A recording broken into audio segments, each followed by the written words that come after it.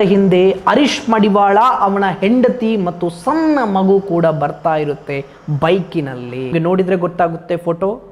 ಹರೀಶ್ ಮಡಿವಾಳ, ಮಗು ಮತ್ತು ಅವರ ಹೆಂಡತಿ ಬೈಕ್ನಲ್ಲಿ ಹೋಗ್ತಾ ಇರ್ತಾರೆ. ಆ ನಂತರದಲ್ಲಿ ಅವರ ಬೆನ್ನಿಗೆ ಈ ಬಸ್ನ ಹಿಂದೆ ಮರೂನ್ ಕಲರ್ನ ಕಾರ್ ಕೂಡ ಬರುತ್ತೆ. ನಿಮಗೆ ಕಾರ್ ನೋಡಿದ್ರೆ ಗೊತ್ತಾಗುತ್ತೆ. ಕಾರ್ ಇವರಿಗೆ ಆಕ್ಸಿಡೆಂಟ್ ಮಾಡಿ ಪರಾರಿ. 21ರಲ್ಲಿ ಹರೀಶ್ ಮಡಿವಾಳ ಒಂದು ಕಂಪ್ಲೇಂಟ್ ಕೊಟ್ಟಿದ್ರಿ. ಹಾಂ ಹರೀಶ್ ಮಡಿವಾಳ ಆಕ್ಸಿಡೆಂಟ್ ಕೇಸಲ್ಲಿ. ಹಾಂ ಅವ್ರಿಗೆ ನೀವು ಏನಾಗ್ಬೇಕು ಸರ್? ಸರ್ ನಾವು ಸ್ಟಾಪ್ ಅಷ್ಟೇ. ಎಲ್ಲಿದ್ದು ಸ್ಟಾಪ್ ಸರ್? ಧರ್ಮಸ್ಥಳ ಅನ್ನಪೂರ್ಣದ್ದು. ನಿಮ್ಗೇನಾದರೂ ಗೊತ್ತಿತ್ತು ಸರ್ ಅದು ಪ್ರಕರಣದ ಬಗ್ಗೆ? ಸರ್ ನಂಗೇನು ಗೊತ್ತಿಲ್ಲ ಸರ್. ನಮಸ್ಕಾರ ಸ್ನೇಹಿತರೆ, ಎಲ್ಲ ಸಾಮಾಜಿಕ ಹೋರಾಟಗಾರರಿಗೂ ಸೌಜನ್ಯ ಹೋರಾಟಗಾರರಿಗೂ ಹಾರ್ದಿಕವಾದ ನಮಸ್ಕಾರಗಳು. ಮೇನ್ ಆಗಿ ನಮ್ಮ ಸೌಜನ್ಯ ಹೋರಾಟಗಾರರಿಗೆ ನಮಸ್ಕಾರ ಹೇಳ್ತಾ ಈ ವಿಡಿಯೋನ ಸ್ಟಾರ್ಟ್ ಮಾಡೋಣ. ನೋಡಿ ಸ್ನೇಹಿತರೆ, ಹಿಂದೆ ನಮ್ಮ ವಸಂತ್ ಗಿಳಿಯಾರ್ ಅವರು ಸತ್ಯ ಸಂಶೋಧನೆ ಮಾಡ್ತೀನಿ, ಕ್ಷಮಿಸು ಸೌಜನ್ಯ, ಹಾಗೆ ಹೀಗೆ ಅಂತೇಳಿ ಎಲ್ಲ ಕೂಲಂಕುಷವಾಗಿ ಚರ್ಚೆ ಮಾಡಿ ಇದರಲ್ಲಿ ಯಾರು ತಪ್ಪಿತಸ್ಥರಿದ್ದಾರೆ, ಯಾರು ರೇಪಿಸ್ಗಳಿದ್ದಾರೆ ಎಂಬುದರ ಬಗ್ಗೆ ಕ್ಲಿಯರಾಗಿ ಹೇಳ್ಬಿಟ್ಟಿದ್ರು. ಇವರೇ ಅತ್ಯಾಚಾರಿಗಳು, ಇವರೇ ಹತ್ಯೆ ಮಾಡಿರ್ತಕ್ಕಂಥದ್ದು, ರೇಪ್ ಮಾಡಿರ್ತಕ್ಕಂಥದ್ದು, ಸಂತೋಷ್ ರಾವೇ ಎಲ್ಲದಕ್ಕೂ ಮಾಡಿರ್ತಕ್ಕಂಥದ್ದು, ಅವನೊಬ್ಬನೇ ಸಂತೋಷ್ ರಾವ್ ಒಬ್ಬನೇ ಸೌಜನ್ಯಗಳನ್ನು ಎತ್ತಿಕೊಂಡು ಹೋಗಿ ರೇಪ್ ಮಾಡಿರ್ತಕ್ಕಂಥದ್ದು, ಅವನೇ ಮಣ್ಣಾಕಿರ್ತಕ್ಕಂಥದ್ದು, ಹಾಗೆ ಹೀಗೆಂತೆಲ್ಲ ಪುಂಖಾನುವಾಗಿ ಪುಂಕ್ತಾ ಇದ್ದ. ಆದರೆ ಇದಕ್ಕೆ ಕೌಂಟರ್ ಎಂಬುವಂತೆ, ಕೌಂಟರ್ ಅಂದ್ಕೊತಿರೋ ಉತ್ತರ ಅಂದ್ಕೊತಿರೋ ನನಗಂತೂ ಗೊತ್ತಿಲ್ಲ, ಬಟ್ ನಮ್ಮ ಕೂಡ್ಲಾ ರಾಂಪೇಜ್ ಅಜಯ್ ಅವರು ತಕ್ಕ ಉತ್ತರವನ್ನು ಕೊಟ್ಟಿದ್ದಾರೆ. ಉತ್ತರಕ್ಕಿಂತ ಇದು ಸತ್ಯ ಸಂಗತಿ ಎಂಬುದರ ಬಗ್ಗೆ ಕ್ಲಿಯರ್ ಕಟ್ಟಾಗಿ ಎಳೆಯಾಗಿ ಏನಾಯಿತು ಏನಿಲ್ಲ ಎಂಬುದರ ಬಗ್ಗೆ ಈ ವಿಡಿಯೋದಲ್ಲಿ ನಿಮಗೆ ತಿಳಿಸಿಕೊಡುವ ಪ್ರಯತ್ನ ಅವರು ಮಾಡಿದ್ದಾರೆ. ಅದೇ ವಿಡಿಯೋವನ್ನು ನಾನು ಹಾಕ್ತಾಯಿದ್ದೀನಿ, ದಯವಿಟ್ಟು ನೋಡಿ. ನಮ್ಮ ಸೌಜನ್ಯ ಹೋರಾಟಗಾರರಲ್ಲಿ ಕೇಳಿಕೊಳ್ಳುವುದಿಷ್ಟೇ, ಯಾವುದಕ್ಕೂ ತಾಳ್ಮೆ ಕಳೆದುಕೊಳ್ಳಬೇಡಿ, ನ್ಯಾಯ ಸಿಕ್ಕೇ ಸಿಗುತ್ತದೆ. ಇದರಲ್ಲಿ ಬಂದಿರತಕ್ಕಂಥ ಕೆಲವೊಂದು ಹೋರಾಟಗಾರರು ಹಾಗೆ ಹೀಗೆಲ್ಲ ಹೋಗ್ತಾ ಇದ್ದಾರೆ, ಅಡ್ಡದಿಡ್ಡಿ ದಾರಿ ಹಿಡ್ಕೊಂಡು ಹೋಗ್ತಾ ಇದ್ದಾರೆ ಎಂಬುದು ಮೇಲೋಟ ಕಾಣ್ತಾ ಇದೆ. ಆದರೂ ಸಮೇತ ಈ ಸೌಜನ್ಯ ಎಂಬುವ ಶಕ್ತಿಯಿಂದ ಅದೆಲ್ಲ ಸರಿ ಹೋಗುತ್ತೆ ಅಂದ್ಕೊಂಡಿದ್ದೇನೆ. ಯಾವುದೇ ಗೊಂದಲಕ್ಕೊಳಗಾಗದೆ ಯಾರೇ ಏನೇ ಮಾಡಲಿ, ಪಿತೂರಿ ಮಾಡಲಿ, ಷಡ್ಯಂತ್ರ ಮಾಡಲಿ, ಏನೇ ಮಾಡಲಿ, ಅವರು ಏನು ಮಾಡ್ಕೊಬೇಕಾಗೋದಿಲ್ಲ ಅಂತ ಹೇಳ್ತಾ ಈ ವಿಡಿಯೋ ಹಾಕ್ತೇನೆ. ದಯವಿಟ್ಟು ನೋಡಿ, ನಿಮಗೆಲ್ಲ ಗೊತ್ತಾಗುತ್ತೆ ಸೌಜನ್ಯ ಪ್ರಕರಣವನ್ನು ವಸಂತ್ ಗಿಳಿಯಾರ್ ಯಾವ ರೀತಿ ದಿಕ್ಕು ತಪ್ಪಿಸಿದ್ರು, ಜನಗಳಿಗೆ ಮಂಕು ಬೂದಿಯನ್ನು ಹಚ್ಚಿದ್ರು ಎಂಬುದರ ಬಗ್ಗೆ ಕ್ಲಿಯರ್ ಕಟ್ಟಾಗಿ ನಮ್ಮ ಅಜಯ್ ಅಂಜನ್ ಅವರು ವಿವರಿಸಿದ್ದಾರೆ. ಆ ವಿಡಿಯೋವನ್ನು ಹಾಕ್ತೇನೆ, ದಯವಿಟ್ಟು ನೋಡಿ, ನಿಮಗೆಲ್ಲ ಅರ್ಥ ಆಗುತ್ತೆ. ಸೌಜನ್ಯಳ ಅತ್ಯಾಚಾರಿಗಳು ಎಷ್ಟು ಪ್ರಭಾವಿಗಳಿದ್ದಾರೆ, ಅವರನ್ನು ಯಾರು ರಕ್ಷಣೆ ಮಾಡ್ತಾ ಇದ್ದಾರೆ ಎಂಬುದರ ಬಗ್ಗೆ ಫುಲ್ ಕ್ಲಾರಿಫಿಕೇಶನ್ ಈ ವಿಡಿಯೋದ ಮುಖಾಂತರ ನಿಮಗೆ ಸಿಗುತ್ತೆ ಅಂದ್ಕೊಂಡಿದ್ದೀನಿ. ನಮಸ್ಕಾರ, ವಿಡಿಯೋವನ್ನು ನೋಡಿ. Welcome to our YouTube family Kudla rampage. Dharmasthala Soujanya ಪ್ರಕರಣಕ್ಕೆ ಸಂಬಂಧಪಟ್ಟ ಹಾಗೆ ಇಡೀ ಕರ್ನಾಟಕನೇ ಧ್ವನಿ ಎತ್ತೋಕೆ ಶುರು ಮಾಡಿದೆ. ಸೌಜನ್ಯಲನ್ನು ಕೊಂದವರು ಯಾರು ಅನ್ನುವಂಥ ವಿಚಾರದಲ್ಲಿ ಸರ್ಕಾರಕ್ಕನೇ ಪ್ರಶ್ನೆ ಮಾಡ್ತಾ ಇದೆ. ಹೈಕೋರ್ಟೇ ಹೇಳಿದೆ ಸೌಜನ್ಯಳಿಗೂ ಸಂತೋಷ್ ರಾವಿಗೂ ಯಾವುದೇ ಸಂಬಂಧ ಇಲ್ಲ ಅನ್ನುವಂಥ ವಿಚಾರದಲ್ಲಿ. ಹಾಗಾದ್ರೆ ಸೌಜನ್ಯಲನ್ನು ಕೊಂದವರು ಯಾರು? ಸೌಜನ್ಯ ಪ್ರಕರಣವನ್ನು ದಿಕ್ಕು ತಪ್ಪಿಸುವಂತಹ ಕೆಲಸವನ್ನು ಮಾಡ್ತಾ ಇದ್ದಾರೆ. ಸೌಜನ್ಯ ಪ್ರಕರಣದಲ್ಲಿ ಸಂತೋಷ್ ರಾವಿದ್ದು ಯಾವುದೇ ಕೈವಾಡ ಇಲ್ಲ ಅಂತ ಹೇಳಿದ್ರು ಕೂಡ ಕೆಲವೊಂದು ಕಾಮಂದನ ಎಂಜಲು ಹಣಕ್ಕೆ ಕೈ ಚಾಚಿದಂತಹ ಗಿರಾಕಿಗಳು, ಕಾಮಂದನ ಎಂಜಲು ಹಣವನ್ನು ನೆಕ್ಕುವಂತಹ ಗಿರಾಕಿಗಳು ಮಾತಾಡ್ತಾ ಇದ್ದಾವೆ. ಕಾಮಂದ ಹೇಳಿಕೊಟ್ಟಂತಹ ಪಾಯಿಂಟ್ಸ್ ಅನ್ನು ಇಟ್ಟುಕೊಂಡು ಮಾತ್ರ ಸಂತೋಷ್ ರಾವೇ ಆರೋಪಿ, ಬ್ರೈನ್ ಮ್ಯಾಪಿಂಗ್ ಮಾಡಿಸಬೇಕು ಅಂತೇಳಿ. ಅದರಲ್ಲಿ 1 ವರ್ಷದ ಹಿಂದೆ ಹೋರಾಟ ನಡೀತಾ ಇರಬೇಕಾದ್ರೆ ನಾನು ಸತ್ಯಶೋಧನ ವರದಿ ಮಾಡ್ತೀನಿ, ನಿಜವಾದ ಅಪರಾಧಿಯನ್ನು ಎಳೆದು ತರ್ತೀನಿ, ಸೌಜನ್ಯಳಿಗೆ ನ್ಯಾಯ ಕೊಡಿಸ್ತೀನಿ ಅನ್ನುವಂಥ ವಿಚಾರದಲ್ಲಿ ಹೇಳಿದಂತಹ ಗಿಳಿಯಾರ್ ಅವರು ಕೂಡ ಒಂದು ಎಪಿಸೋಡನ್ನು ಮಾಡಿದ್ರು. ಆಕೆ ಹಾದು ಹೋಗುವುದನ್ನ ಪ್ರಕೃತಿ ಚಿಕಿತ್ಸಾ ಕೇಂದ್ರದ ಕಾವಲುಗಾರ ನೋಡಿದ್ದಾರೆ. ಅದಾದ ನಂತರ ಸೌಜನ್ಯಳನ್ನ ಯಾರು ಕೂಡ ನೋಡಿರೋದಿಲ್ಲ. ಸ್ಟೋರಿಯ ಸ್ಟಾರ್ಟಿಂಗ್ ಅಲ್ಲೇ ಸುಳ್ಳನ್ನು ಹೇಳೋಕೆ ಶುರು ಮಾಡಿದ್ದಾರೆ. ಪ್ರಕೃತಿ ಚಿಕಿತ್ಸಾಲಯದಲ್ಲಿ ಹಾದು ಹೋದಂತಹ ಸೌಜನ್ಯಲನ್ನು ಅಲ್ಲಿಯ ವಾಚ್ಮ್ಯಾನ್ ನೋಡಿದ್ದಾನೆ, ಅದು ಕಡೆಯ ಬಾರಿಗೆ ಅಂತೇಳಿ. ನೋ, ಕಡೆಯ ಬಾರಿಗೆ ನೋಡಿರುವಂಥದ್ದು ವಾಚ್ಮ್ಯಾನ್ ಅಲ್ಲ, ಮತ್ತೊಬ್ಬ ವ್ಯಕ್ತಿ. ಅದು 20 ಫೀಟ್ ಡಿಸ್ಟೆನ್ಸಲ್ಲಿ. ಯಾರು ಆ ವ್ಯಕ್ತಿ? CID ತನಿಖಾಧಿಕಾರಿ ಏನು ಹೇಳ್ತಾರೆ ಇದರ ಬಗ್ಗೆ? ಹರೀಶ್ ಅಂತ ಹೇಳಿ ಒಬ್ಬ ವ್ಯಕ್ತಿಯನ್ನು ಅವರು ಸ್ಟೇಟ್ಮೆಂಟ್ ಮಾಡಿದರು. ಅವನನ್ನು ಕರೆದು ವೆರಿಫೈ ಮಾಡಿದ್ವಿ. ಅವನು ಅಲ್ಲಿ ಇದರಲ್ಲಿ ಧರ್ಮಸ್ಥಳದಲ್ಲಿ ಅಡಿಗೆ ಇದರಲ್ಲಿ ಎಲ್ಲೋ ಕೆಲಸ ಮಾಡುವವನು, ದಾಸೋಗ ಇದೆಯಲ್ಲ ಅಲ್ಲಿ ಕೆಲಸ ಮಾಡುವವನು. ಅವನು ಮಧ್ಯಾಹ್ನ 2 ಗಂಟೆಗೆ ದಾಸೋಗದ ಕಾರ್ಯಕ್ರಮ ಮುಗೀತದೆ, ಊಟ ಬಡಿಸೋದು ಅಥವಾ ಅವನಿಗೆ ಕೊಟ್ಟ ಕೆಲಸ ಮುಗೀತದೆ. ಅವನು ಅಲ್ಲಿಗೆ ಹೋಗ್ತಾನೆ. ಹಳ್ಳಿಗೆ ಹೋಗುವಾಗ ಬೈಕಲ್ಲಿ ಹೋಗ್ತಾನೆ. ಅವನು ಎಕ್ಸಾಕ್ಟ್ಲಿ 20 ಫೀಟ್ ಡಿಸ್ಟೆನ್ಸಲ್ಲಿ ಸೌಜನ್ಯನ ಮತ್ತು ಇವನನ್ನ ಸಂತೋಷರವನ್ನ ಎದರ ಬದಲ ನೋಡ್ತಾನೆ. ವಿತಿನ್ 20 ಫೀಟ್ ಡಿಸ್ಟೆನ್ಸಲ್ಲಿ ನೋಡ್ತಾನೆ. ಅದು ಆಲ್ರೆಡಿ 4:10 4 o'clock ನಿಯರ್ ಬೈ, ಆಜುಬಾಜು ಹತ್ತಿರದ ಅಕ್ಯೂಸ್ಡ್ ಮತ್ತು ಡಿಸೀಸ್ಡ್ಗೆ ಹತ್ತಿರದ ಭೇಟಿ. ಅದಾದಮೇಲೆ ಅಫೆನ್ಸ್ ಇದೆ. ಈ ಹರೀಶ್ ಮಡಿವಾಳ ಅನ್ನುವಂತಹ ವ್ಯಕ್ತಿ ನೋಡಿರುವಂಥದ್ದು ಸೌಜನ್ಯ ಮತ್ತು ಸಂತೋಷ್ ರಾವನ್ನು ಅಲ್ಲ. ಹಾಗಾದ್ರೆ ಯಾರನ್ನು? ಹರೀಶ್ ಅನ್ನೋ ಒಬ್ಬ ನಮಗೆ ಸಿಕ್ಕಿದ ಅವತ್ತು ಧರ್ಮಸ್ಥಳ ಅನ್ನಪೂರ್ಣ ಛತ್ರದಲ್ಲಿ ಒಬ್ಬ ಬಾಣಸಿಗ ಬಡಸುವ ಹರೀಶ್. ಅಂದ್ರೆ ಈಗ ಹರೀಶ್ ಮಡಿವಾಳ ಗಿರೀಶ್ ಮಟ್ಟನ್ ಅವರೊಂದು ತೋರಿಸಿದ್ರು ಆಕ್ಸಿಡೆಂಟ್ ಕೇಸಲ್ಲಿ ಸತ್ತವನು. ಹೌದು. ಯಾವಾಗ ಸಿಕ್ಕಿದ್ದು? ಅವತ್ತು ನೈಟ್ ಸಿಕ್ಕಿದ. ನೈಟ್ ಅಂದ್ರೆ ಒಂದು 8-9 ಗಂಟೆ ಹೊತ್ತು ಇರ್ಬೋದು, ನಮಗೆ ಟೈಮ್ ಕರೆಕ್ಟ್ ಗೊತ್ತಿಲ್ಲ. ಅವ್ರು ಹೇಳಿದ ಪರಿಚಯದವರು ಹರೀಶ. ಹೌದೌದು, ನಮ್ಮನೆ ಫಂಕ್ಷನ್ಗೆಲ್ಲ ಬರ್ತಿದ್ದಾರೆ. ಓಕೆ. ಅವರು ಹೇಳಿದ್ರು, ನಾನು ಬೈಕಲ್ಲಿ ಹೋಗ್ಬೇಕಾದ್ರೆ ಒಬ್ಳು SDM ಹುಡುಗಿ ಛತ್ರಿ ಹಿಡ್ಕೊಂಡು ನಿಂತ್ಕೊಂಡಿದ್ಲು, ಇನ್ನೊಬ್ಬ ಇಲ್ಲಿ ಕುಳ್ಳಾಗಿದ್ದ ದಪ್ಪಗಿದ್ದ ಅಂತ ಹೇಳಿದ್ರು. ಕುಳ್ಳಾಗಿದ್ದ, ಗಿಡ್ಡ ಇದ್ದು, ದಪ್ಪ ಇದ್ದ ಒಬ್ಬ. ಆ ಟೈಮಲ್ಲಿ ಹರೀಶ್ ಹೇಳಿದ್ರ? ನನ್ನ ಹತ್ರ ಹೇಳಿದ್ದಾರೆ. ನಾನಿದ್ದೆ, ಅಣ್ಣನೂ ಇದ್ದ. ಅವ್ರು ಹೇಳಿದ ಕಾರಣ ನಾವು ಅಲ್ಲಿ ಹುಡುಕಿದ್ದು. ಇವರು ಹೇಳೋ ಪ್ರಕಾರ ಏನು ಅಂತ ಹೇಳಿದ್ರೆ, ಹರೀಶ್ ಮಡಿವಾಳ ಈಗ ನಿಮ್ಗೆ ಸಿಕ್ಕಿದ್ರು, ಅವರು ಹೇಳಿದ್ರು ಅಂತೇಳಿ. ಹರೀಶ್ ಮಡಿವಾಳ ನೋಡಿರುವಂತದ್ದು ಅಲ್ಲಿ ಕುಳ್ಳಗಿರುವ ವ್ಯಕ್ತಿ ಮತ್ತೆ ಏನೋ ದಪ್ಪಗಿದ್ದ ಕುಳ್ಳಗಿದ್ದ ಆ ವ್ಯಕ್ತಿಯನ್ನು ಹರೀಶ್ ಮಡಿವಾಳ ನೋಡಿರುವಂತದ್ದು. ಆದ್ರೆ ಇವರು ಸ್ಟೇಟ್ಮೆಂಟ್ ಅಲ್ಲಿ ಯಾವ ರೀತಿ ತಗೊಳ್ತಾರೆ ಅಂತ ಹೇಳಿದ್ರೆ, ಹರೀಶ್ ಮಡಿವಾಳ ನೋಡಿರುವಂತದ್ದು ಸಂತೋಷ್ ರಾವ್ ಮತ್ತು ಸೌಜನ್ಯನನ್ನು ನೋಡಿರುವಂತದ್ದು ಅಂತ ಹೇಳಿ ತಗೊಂಡಿರ್ತಾರೆ. ಆದ್ರೆ ಅದು ಹರೀಶ್ ಮಡಿವಾಳ ನಿಜವಾಗಿ ನೋಡಿರುವಂತದ್ದು ಸಂತೋಷ್ ರಾವ್ ಸೌಜನ್ಯ ಅಲ್ಲ, ಅಲ್ಲೊಬ್ಬ ದಪ್ಪಗಿದ್ದ ಕುಳ್ಳಗಿದ್ದ ಆ ವ್ಯಕ್ತಿಯನ್ನು ನೋಡಿರುವಂತದ್ದು ಹರೀಶ್ ಮಡಿವಾಳ ಅಂತ ಹೇಳಿ. ಸೌಜನ್ಯ ಅಲ್ಲೇ ಹುಡುಕಾಡ್ಲಿಕ್ಕೆ ಕಾರಣ ಕೂಡ ಹರೀಶ್ ಹೇಳಿದ ಕಾರಣನೇ. ಹರೀಶ ಇಲ್ಲೇ ನಿಂತ್ಕೊಂಡಿದ್ದ ಅಂತ ನಮಗೆ ಹೇಳಿದ್ದ. ಅದಕ್ಕಾಗಿ ನಾವು ಅದೇ ಜಾಗದಲ್ಲಿ ಸುತ್ತಮುತ್ತ ಹುಡುಕಾಡಿದ್ದು. ಓಕೆ. ಬರೀ ಪುರಂದರಗೌಡ ಸೌಜನ್ಯಲ ಮಾವ ಮಾತ್ರ ಹೇಳುವಂಥದ್ದು ಅಲ್ಲ, ಸೌಜನ್ಯಲ ಕ್ಲಾಸ್ಮೇಟ್, ಸೌಜನ್ಯಲ ಬರೋಕ್ಕಿಂತ ಮುಂಚೆ ಅದೇ ದಾರಿಯಲ್ಲಿ ನಡೆದುಕೊಂಡು ಹೋಗಬೇಕಾದ್ರೆ ಇದೇ ವ್ಯಕ್ತಿಯನ್ನು ಕೂಡ ನೋಡಿರ್ತಾಳೆ, ಅವಳು ಕೂಡ ಸ್ಟೇಟ್ಮೆಂಟ್ ಅನ್ನು ಕೊಟ್ಟಿರ್ತಾಳೆ. ಆತ ತುಳು ಭಾಷೆಯಲ್ಲಿ ಇಲ್ಲಿ ಏನೂ ಮಾಡುವುದಕ್ಕೂ ಒಳ್ಳೆದಿಲ್ಲವೆಂದು ಬೈಕಿನಲ್ಲಿ ಕುಳಿತಿದ್ದ ವ್ಯಕ್ತಿಗೆ ಹೇಳುತ್ತಿದ್ದ. ಅದರಲ್ಲಿ ಒಬ್ಬ ಮಾತ್ರ ದಪ್ಪಗೆ ಕಪ್ಪಗೆ ಇದ್ದು ಸ್ವಲ್ಪ ಮೀಸೆ ದಪ್ಪಗಾಗಿತ್ತು. ಇದು ಸೌಜನ್ಯಲ ಕ್ಲಾಸ್ಮೇಟ್ ವರ್ಷ ಕೊಟ್ಟಂತಹ ಸ್ಟೇಟ್ಮೆಂಟ್ ಅಂತ ಹೇಳಿದ್ರೆ, ಕುಳ್ಳಗಿದ್ದ ದಪ್ಪ ಮೀಸೆ ಇದ್ದ ವ್ಯಕ್ತಿಯನ್ನು ನಾನು ನೋಡಿದ್ದೀನಿ ಅನ್ನುವಂತಹ ವಿಚಾರದಲ್ಲಿ. ಹಾಗಾದ್ರೆ ನಿಮ್ಗೆಲ್ಲರಿಗೂ ಕೂಡ ಒಂದು ಪ್ರಶ್ನೆ ಮೂಡ್ಬೋದು, ಹರೀಶ್ ಮಡಿವಾಳ ಪುರಂದರಗೌಡರ ಹತ್ರನೂ ಹೇಳಿದ್ದ ಕುಳ್ಳಗಿರುವ ದಪ್ಪಗಿರುವ ವ್ಯಕ್ತಿಯನ್ನು ನೋಡಿದ್ದೆ. ರುದ್ರಮುನಿಯವರು ಕೂಡ ಹೇಳ್ತಾರೆ 20 ಫೀಟ್ ಡಿಸ್ಟೆನ್ಸ್ ಅಲ್ಲಿ ಹರೀಶ್ ಮಡಿವಾಳ ನೋಡಿದ್ದಾನೆ ಕಡೆಯ ಬಾರಿಗೆ ಅನ್ನುವಂತಹ ವಿಚಾರದಲ್ಲಿ. ಹಾಗಾದ್ರೆ ಸಾಕ್ಷಿ ಯಾಕೆ ಹರೀಶ್ ಮಡಿವಾಳ ಹೇಳಿಲ್ಲ ಅನ್ನುವಂತಹ ವಿಚಾರದಲ್ಲಿ ನಿಮಗೆ ಪ್ರಶ್ನೆ ಮೂಡ್ತಾ ಇರ್ಬೋದು. ಸಾಕ್ಷಿ ಹೇಳುವಂತಹ ಸಮಯ ಬಂದಾಗ ಹರೀಶ್ ಮಡಿವಾಳನನ್ನು ಆಕ್ಸಿಡೆಂಟ್ ಮಾಡಿ ಸಾಯಿಸ್ತಾರೆ. ಅದರ ವಿಡಿಯೋ ವಿಜುವಲ್ಸ್ ಕೂಡ ಇದೆ, ತೋರಿಸ್ತೀನಿ ನೋಡಿ.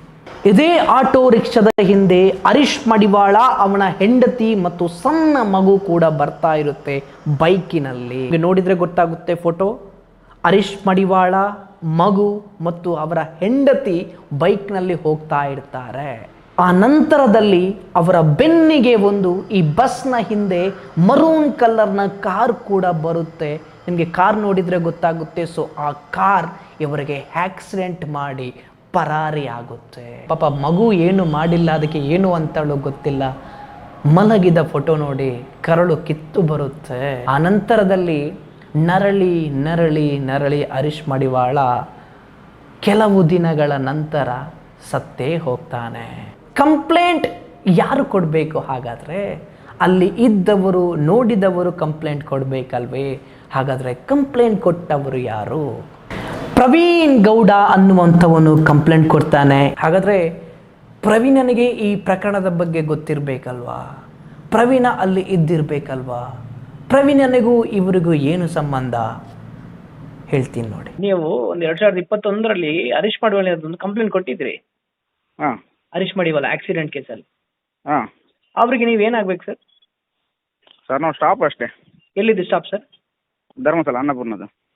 ನಿಮ್ಗೆ ಏನಾದ್ರು ಗೊತ್ತಿತ್ತು ಸರ್ ಅದು ಪ್ರಕರಣದ ಬಗ್ಗೆ? ಸರ್ ನಂಗೇನು ಗೊತ್ತಿಲ್ಲ ಸರ್. ಗೊತ್ತಿಲ್ವಾ?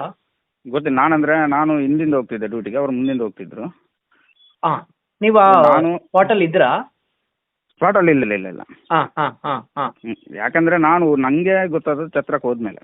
ಛತ್ರಕ್ಕೆ ಹೋದಾದ್ಮೇಲೆ ಮತ್ತೆ ಕಂಪ್ಲೇಂಟ್ ಹಾ, ಕೊಟ್ರಿ ನೀವು? ಸರ್ ನಾನು ಕೊಟ್ಟದಂದ್ರೆ ನನ್ನ ಮ್ಯಾನೇಜರ್ ಕಳಿಸಿದ್ದೆ ಅಷ್ಟೇ. ಇಲ್ಲಿಂದ? ಧರ್ಮಸ್ಥಳದಿಂದ. ಏನಂತ ಹೇಳಿದ್ರು? ಹೀಗೆ ಆಗಿದೆ ಹರೀಶನಿಗೆ, ಹೀಗೆ ಅದೊಂದು ಅವನಿಗೆ ಏನಾದರೂ ಇನ್ಸೂರೆನ್ಸ್ ಏನಾದರೂ ಸಿಗುದಾದ್ರೆ ಸಿಗಲಿ, ನೀನು ಹೋಗಿ ಒಂದು ಕಂಪ್ಲೇಂಟ್ ಕೊಟ್ಟು ಬಾ ಅಂತ ಹೇಳಿದ್ರು. ಓ ಹೋ ಹೋ ಹೋ. ಹಾಗೆ ನಾನು ಓದೋದು. ಮತ್ತೆ ನಂದು ವೈಯಕ್ತಿಕದಲ್ಲಿ ನಾನು ಹಾಗೆ ಓದೋದಲ್ಲ. ಹಾ ಹಾ, ನಿಮ್ಗೇನು ಆ ವಿಚಾರದ ಬಗ್ಗೆ ಗೊತ್ತಿಲ್ಲ? ಗೊತ್ತಿಲ್ಲ. ಯಾಕಂದ್ರೆ ನಾನು 6:30 ನಾನು ಇಲ್ಲಿಂದ ಮನೆಯಿಂದ ಹೊರಟು ಹೋಗುವನು ಅನ್ನಷ್ಟೇ. ನನ್ನ ಮನೆ ನೇತ್ರಾವತಿಯಿಂದ ಒಳಗೆ, ಓಕೆ, ದೊಂದೊಳೆ ನಾರಿ ಅಂತ. ಹಾ.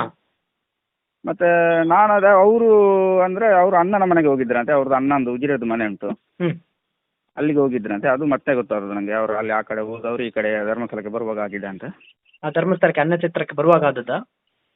ಯಾರು ನಾನು ಛತ್ರಕ್ಕೆ ಹೋಗುವಾಗ ಅವರು ಅಣ್ಣನ ಮನೆಯಿಂದ ಅವರ ಕ್ವಾರ್ಟರ್ಸ್ಗೆ ಹೋಗಿ ಮತ್ತೆ ಡ್ಯೂಟಿಗೆ ಬರುವವರು. ಅವ್ರಿಗೆ ಎಷ್ಟು ಗಂಟೆಗೆ ಡ್ಯೂಟಿ? ಅವ್ರಿಗೂ 7 ಗಂಟೆಗೆ. 7 ಗಂಟೆಗೆ ಡ್ಯೂಟಿ ಇದ್ದದ್ದು. ನಡೆದದ್ದು ಎಷ್ಟು ಗಂಟೆಗೆ?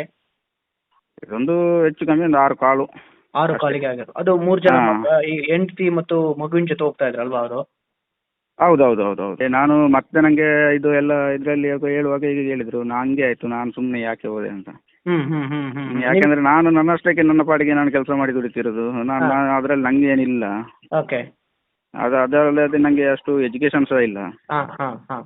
ಇವ್ರು ಹೇಳಿದ್ರಂತ ನಾನು ಓದೋದು ಅಷ್ಟೇ. ಮತ್ತೆ ನಂಗೆ ಅದರಲ್ಲಿ ವೈಯಕ್ತಿಕವಾಗಿ ನಂಗೆ ಏನು ಇದಿಲ್ಲ. ಸ್ಟೇಷನ್ ಅಲ್ಲಿ ಹೋಗಿ ಏನ್ ಹೇಳಿದ್ರು, ಕೇಳಿದ್ರು? ನಾನು ಏನು ಹೇಳಿಲ್ಲ ಸರ್, ಅದೆಲ್ಲ ಅವರೇ ಮ್ಯಾನೇಜರೇ ಮಾತಾಡಿದ್ರು ಸ್ಟೇಷನ್ ಅಲ್ಲಿ. ನಾನು ಹೋಗಿ ಡೈರೆಕ್ಟ್ ಒಂದು ಸಿಗ್ನೇಚರ್ ಹಾಕಿ ಸೀದಾ ಬಂದೆ ಅಷ್ಟೇ. ಅಷ್ಟೇ. ಮ್ಯಾನೇಜರ್ ಯಾರು? ಸುಬ್ರಹ್ಮಣ್ಯ ಸರ್ ಅಂತ ಹೇಳಿ. ಸುಬ್ರಹ್ಮಣ್ಯ ಪ್ರಸಾದ್ ಅಂತ, ಅನ್ನಪೂರ್ಣದ್ದು. ಅನ್ನ ಛತ್ರದ್ದು? ಹೌದು.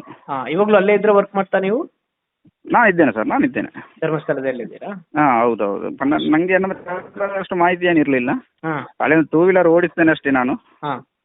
ಮತ್ತೆ ಅದರದಷ್ಟು ನಂಗೆ ಏನಿಲ್ಲ ಸರ್.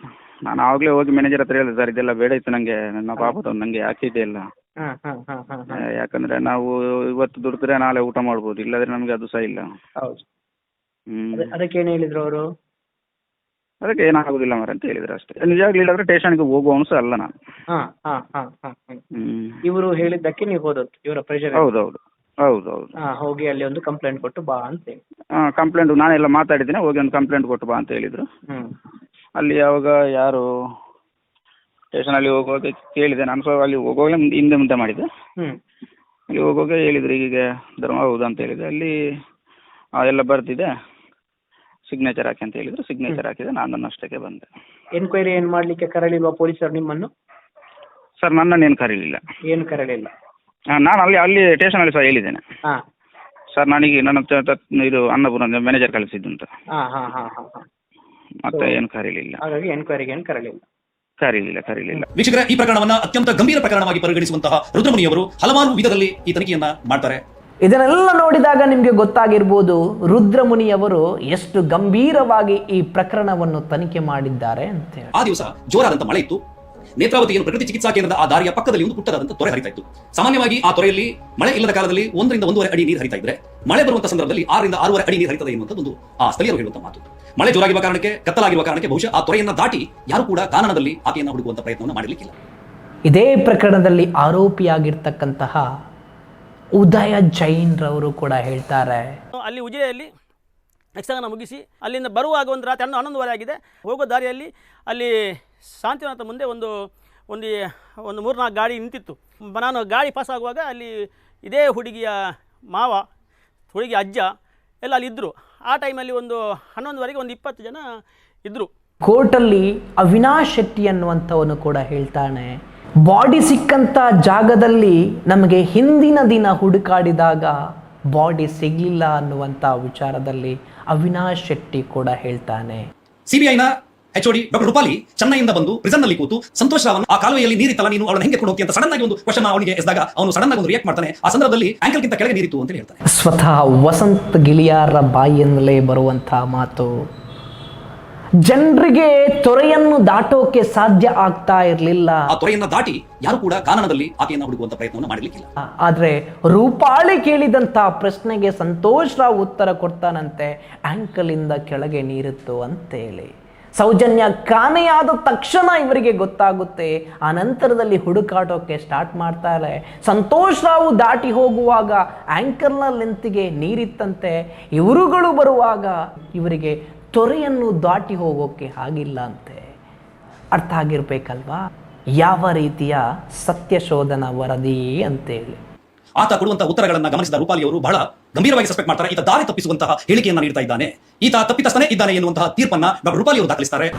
ಬರೀ ಆ ಒಂದು ಹೇಳಿಕೆಯನ್ನು ಕೇಳಿದಂತಹ ರೂಪಾಲಿ ಅವರು ಗಂಭೀರವಾಗಿ ಪರಿಗಣಿಸಿ ಈತನು ದಾರಿ ತಪ್ಪಿಸುವಂಥ ಕೆಲಸವನ್ನು ಮಾಡ್ತಾ ಇದ್ದಾನೆ ಅಂತೇಳಿ ಹೇಳ್ತಾರೆ.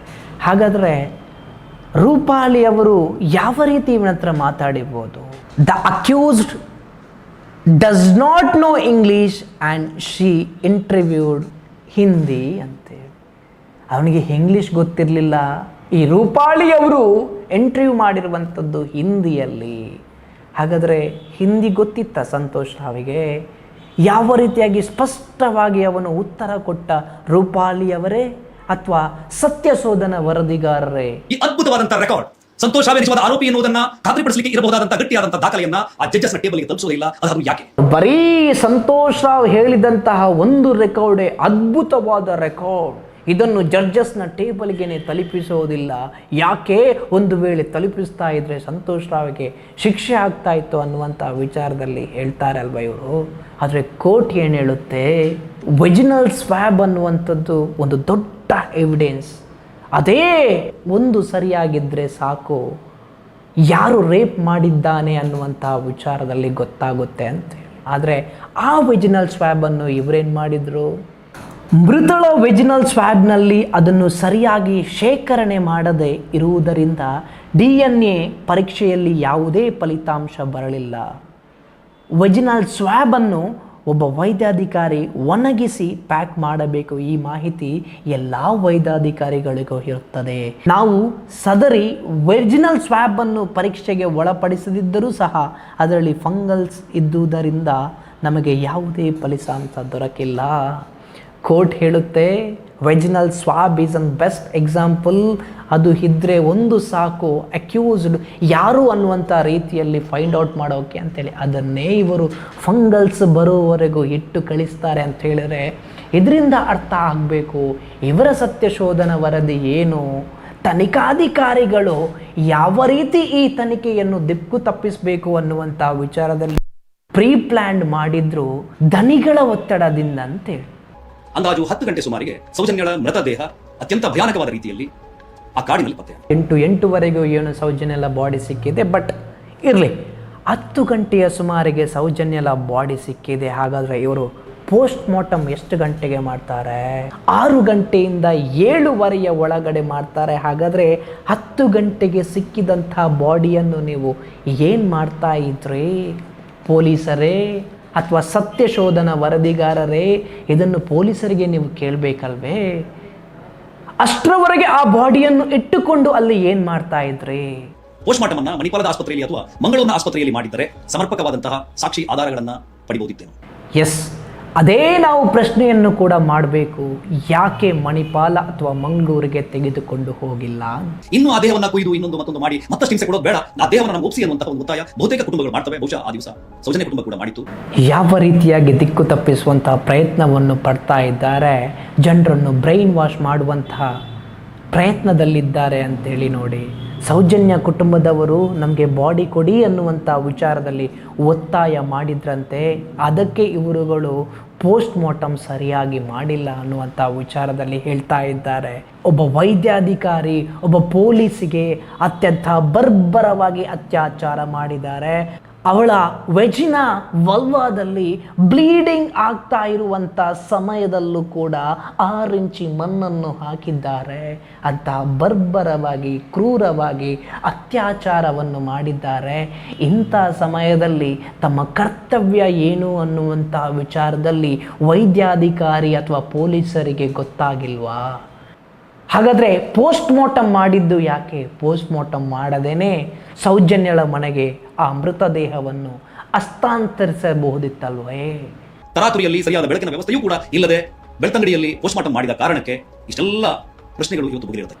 ಅದೇ ತರಾತುರಿ ಯಾರದ್ದು, ಯಾರು ಮಾಡಿದ್ದು ಅನ್ನುವಂತಹ ವಿಚಾರದಲ್ಲಿ ಜನರು ಕೂಡ ಕೇಳ್ತಾ ಇರುವಂಥದ್ದು.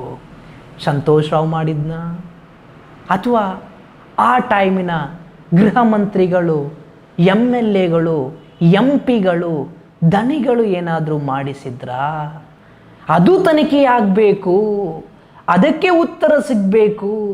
ಅದಕ್ಕೆ ಉತ್ತರ ಸಿಕ್ಕಾಗ ಸೌಜನ್ಯಳ ಅಪರಾಧಿ ಯಾರು ಅಂತೇಳಿ ಹೊರಗಡೆ ಬರ್ತಾನೆ. ಇವನು ಇದಕ್ಕಿದ್ದಾಗ ಇದು ಓಡಿ ಶುರು ಮಾಡ್ತಾನೆ. ಆಗ ಅಲ್ಲ ಇದ್ದರು ಕಳ್ಳ ಅಂತ ಹೇಳಿ ಕೂಗ್ತಾರೆ. ಆ ಸಂದರ್ಭದಲ್ಲಿ ಸಾರ್ವಜನಿಕರು ಆತನನ್ನ ಹಿಡಿತಾರೆ. ಸಾರ್ವಜನಿಕರ ಕೈಯಿಂದ ಸಂತೋಷ್ ರಾವನ್ನ ಪೊಲೀಸರು ತನ್ನ ಸುಪರ್ದಿಗೆ ಪಡ್ಕೊಂಡು ಬೆಳ್ತಂಗಡಿ ಪೊಲೀಸ್ ಠಾಣೆಗೆ ಕರ್ಕೊಂಡು ಹೋಗಿ ಅರೆಸ್ಟ್ ಮಾಡ್ತಾರೆ, ಕಸ್ಟಡಿಯಲ್ಲಿ ಇರಿಸ್ತಾರೆ. ಇವನು ಓಡೋಕ್ ಶುರು ಮಾಡ್ತಾನಂತೆ. ಸಾರ್ವಜನಿಕರು ಒಡೆದು ಅವನನ್ನು ಕಳ್ಳ ಅಂತೇಳಿ ಪೊಲೀಸ್ ಸ್ಟೇಷನ್ಗೆ ಒಪ್ಪಿಸ್ತಾರಂತೆ.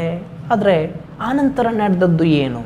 ಆ ದಿವಸ ಠಾಣೆಯ ಮುಂದೆ ಸಾವಿರಾರು ಜನ ಆಕ್ರೋಶಿತ ವರ್ಗದ ಗುಂಪು ನೆರೆದಿರ್ತದೆ. ಆರೋಪಿಯನ್ನು ನಮ್ಮ ಕೈ ಒಪ್ಪಿಸಿ ಆತನ ನಾವು ನೋಡ್ಕೋತೀವಿ ಎನ್ನುವಂತಹ ಒಂದು ಆಕ್ರೋಶಿತ ವರ್ಗ ಅಲ್ಲಿ ಕೂಗಾಡ್ತಾ ಇತ್ತು. ಆ ದಿವಸ ಆಕ್ರೋಶಿತ ಗುಂಪು ಪೊಲೀಸ್ ಜೀಪುಗಳನ್ನ ಸುಟ್ಟಿರುವಂತಹ ಪ್ರಕರಣ ನಡೆಯುತ್ತೆ. ಬರೀ ಇವರು ಕೇಳಿದಂತ ಪ್ರಶ್ನೆಗೆ ಅವನು ಓಡಿ ಹೋಗಿದ್ದಾನೆ. ಆನಂತರ ಇವರು ಕಳ್ಳ ಅಂತೇಳಿ ಹೇಳಿದ್ದಾರೆ. ಪೊಲೀಸ್ ಸ್ಟೇಷನ್ಗೆ ಒಪ್ಪಿಸಿದ್ದಾರೆ. ಒಪ್ಪಿಸಿದ ನಂತರ ಪೊಲೀಸ್ ಸ್ಟೇಷನಲ್ಲಿ ಒಂದಷ್ಟು ಗಲಾಟೆಯಾಗುತ್ತೆ ಅಂತೆ. ಒಂದು ಜೀಪನ್ನು ಕೂಡ ಒತ್ತಿಸ್ತಾರಂತೆ. ಅಂತೇಳಿದರೆ ಬರೀ ಕಳ್ಳನಿಗೋಸ್ಕರ ಒಪ್ಪಿಸಿರುವಂಥದ್ದು. ಇದರಲ್ಲೇ ನಿಮಗೆ ಅರ್ಥ ಆಗಿರಬೇಕು, ಬಾಹುಬಲಿ ಬೆಟ್ಟದಲ್ಲೇ ಇವುಗಳು ಮಾಸ್ಟರ್ ಪ್ಲ್ಯಾನನ್ನು ಕೂಡ ಹಾಕಿದ್ದಾರೆ.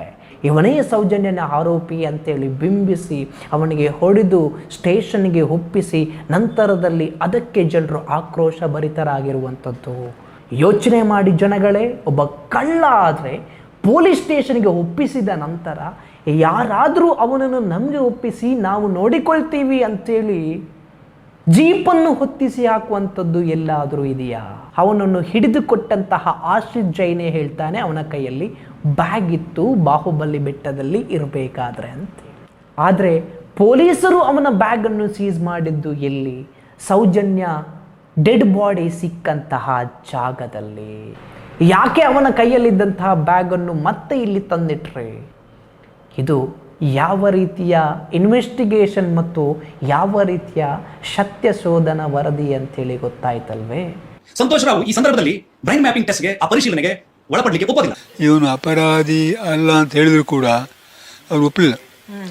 ಇವನಿಗೆ ಬೇಕಾದೆಲ್ಲ ಶಿಕ್ಷೆ ಕೊಟ್ಟು ಇದಕ್ಕೆಲ್ಲ ಮರ್ಮಾಂಗಗಳಿಗೆ ಸೂಜಿ ಹಾಕಿ ಆಮೇಲೆ ಅದಕ್ಕೆ ಪೆಟ್ರೋಲ್ ಹಾಕಿ ಆಮೇಲೆ ಒಂದು ಇದು ಮರ್ಮಾಂಗ ತೆಗೆದು ಎಂಥದ್ದು ವೀರ್ಯ ತೆಗೆದು ಕೆಮಿಕಲ್ಸ್ ಕಳಿಸಿ ಅದಕ್ಕೆ ಮಾಡಿದ ರಾಟೆಗೆ ಹಾಕಿ ಅದರ ಮೇಲೆ ಇದು ರೋಲ್ ಆಗಿ ಮಾಡಿ ಹೌದು ಕೆಪ್ಪೆಗಳು ಇಷ್ಟು ದಪ್ಪ ಆಗಿ ಕಾಲು ನನ್ನ ಹಾಗೆ ನನಗೆ ಶುಗರ್ ಉಂಟಲ್ವ ಅವನು ಇಷ್ಟು ದಪ್ಪ ಕಾಲು ಇಲ್ಲದೆ ನಾವು ನೀನು ಒಪ್ಪಿಕೊಳ್ಳಿದ್ರೆ ನಿಮ್ಮ ತಂದೆ ಇಂದ ಮೇಲೆ ಆ್ಯಕ್ಷನ್ ತಗೊಳ್ತೇವೆ ಅಂತ ಹಾಂ ಆ್ಯಕ್ಷನ್ ತಗೊಳ್ತೇವೆ.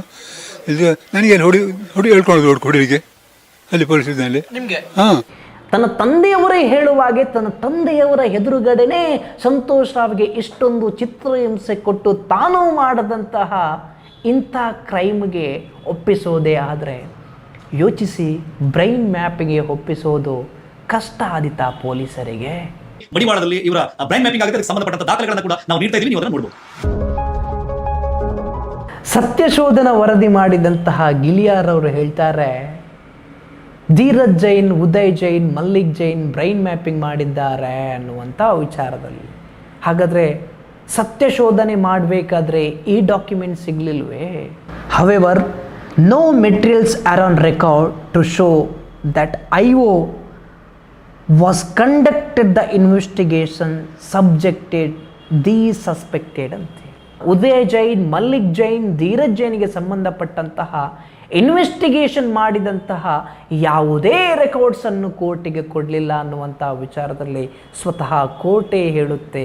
ಹಾಗಾದರೆ ಬ್ರೈನ್ ಮ್ಯಾಪಿಂಗ್ ಟೆಸ್ಟ್ ಮಾಡಿದ್ದನ್ನು ಕೊಂಡೋಗಿ ಎಲ್ಲಿ ದನಿಗಳಿಗೆ ಕೊಟ್ರಾ? ಬ್ರೈನ್ ಮ್ಯಾಪಿಂಗ್ ಅನ್ನುವಂಥ ವಿಚಾರದಲ್ಲಿ ಹೇಳ್ತಾ ಇದ್ದಾರೆ. ಕೋರ್ಟಿಗಂತೂ ಒಪ್ಪಿಸಿಲ್ಲ. ಹಾಗಾದರೆ ಬ್ರೈನ್ ಮ್ಯಾಪಿಂಗ್ ಈ ಎವಿಡೆನ್ಸ್ಗೆ ಎಷ್ಟು important? National institute of mental health and neuroscience declare that brain scans of criminal suspects were unscientific and warned that they should not be used as evidence in the court of law ante. India's National Institute of Mental Health and Neuroscience ಹೇಳುತ್ತೆ ಅದನ್ನು court ಅಲ್ಲಿ evidence ಆಗಿ use ಮಾಡಬಾರ್ದು ಅನ್ನುವಂಥ ವಿಚಾರದಲ್ಲಿ. ಹಾಗಾದರೆ supreme court ಏನು ಹೇಳುತ್ತೆ? Supreme court of India has ruled that it is a material piece of evidence but not sufficient on its own to prove guilt ಅಂತೇಳಿ. ಹಾಗಾದರೆ ಇವುಗಳು ಯಾವ ಆಧಾರದ ಮೇಲೆ ಬ್ರೈನ್ ಮ್ಯಾಪಿಂಗ್ ಮಾಡಿಸಬೇಕು, ಮಾಡಲಿಲ್ಲ ಅಂತೇಳಿ ಬೊಗಳ್ತಾರೆ ಅನ್ನುವಂಥ ವಿಚಾರದಲ್ಲಿ ಗೊತ್ತಿಲ್ಲ. ಇದು ಸಾಕ್ಷಿಯ ಒಂದು ಅಂಶ ಅಷ್ಟೇ. ಆದರೆ ಸಾಕ್ಷಿಯನ್ನಾಗಿ ಪರಿಗಣಿಸೋಕ್ಕೆ ಆಗೋದಿಲ್ಲ. ಆದರೆ ಸಾಕ್ಷಿಯನ್ನಾಗಿ ಪರಿಗಣಿಸೋಕ್ಕೆ ಆಗುವಂಥದ್ದು ಯಾವುದನ್ನು? Vaginal swab would be a best piece of evidence to connect the accused with the crime ಅಂತ. ರೇಪ್ ಕೇಸಲ್ಲಿ ಬರೀ ವೆಜಿನಲ್ ಸ್ವ್ಯಾಬ್ ಮಾತ್ರ ದಿ ಬೆಸ್ಟ್ ಎವಿಡೆನ್ಸ್, ಇವನು ಅಪರಾಧಿ ಅಂಥೇಳಿ ಪ್ರೂವ್ ಮಾಡೋಕೆ ಅನ್ನುವಂಥ ವಿಚಾರದಲ್ಲಿ ಹೇಳುತ್ತೆ.